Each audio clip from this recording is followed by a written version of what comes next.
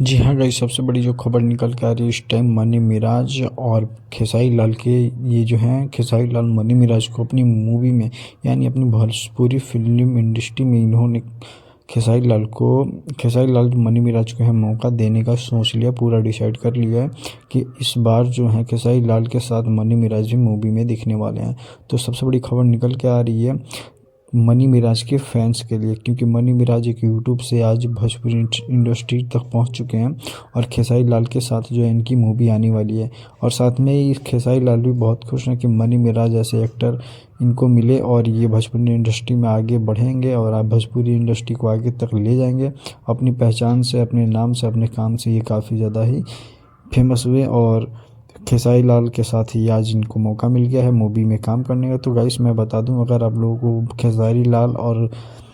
अब मनी मिराज दोनों का मूवी अच्छे लगा या अच्छा नहीं लगेगा, जो भी हो आपके मन में डाउट हो, जरूर कमेंट करके हमें बताएं। अगर चैनल को हमारे सब्सक्राइब नहीं किया तो प्लीज़ चैनल को सब्सक्राइब करें, क्योंकि भोजपुरी से रिलेटेड आपको यहाँ पे खबरें मिलती रहती हैं। इसी के साथ मैं बता दूं आप लोगों को, फिर अगली वीडियो आएगी मनी मिराज और खेसारी लाल की।